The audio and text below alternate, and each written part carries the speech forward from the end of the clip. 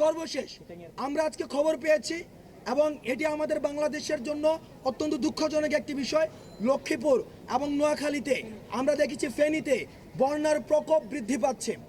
দেখেন, আমরা রাষ্ট্র সংস্কারের কাজে রয়েছি, যেখানে পার্শ্ববর্তী দেশ আমাদেরকে সহায়তা করার কথা, সেখানে তারা নানাবিধ বিভিন্ন আন্তর্জাতিক ষড়যন্ত্রে লিপ্ত হচ্ছে।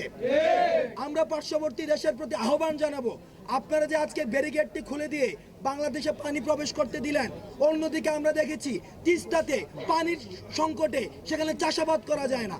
আমাদের যখন পানির প্রয়োজন আপনারা তখন পানি দিচ্ছেন না, আর যখন পানির প্রয়োজন নেই আপনারা বেড়িবাঁধগুলো খুলে দিয়ে বন্যায় বাংলাদেশের মানুষকে আপনারা সংকটের মধ্যে ফেলেন। যারা আন্তর্জাতিকভাবে এই বাংলাদেশের সংস্কারকে এবং পুনর্গঠনকে বাধা দিতে চায়, তারা আমরা ফ্যাসিবাদের দূষর হিসেবে চিহ্নিত করতে চাই।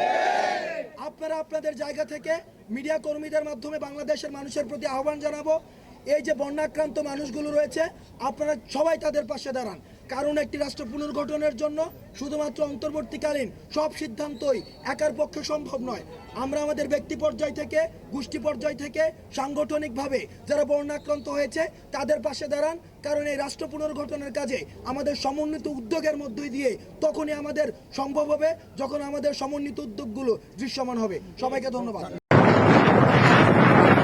সাবধানে সাবধানে বাচ্চারা বাচ্চারা যাবে, দেখেন সাবধানে।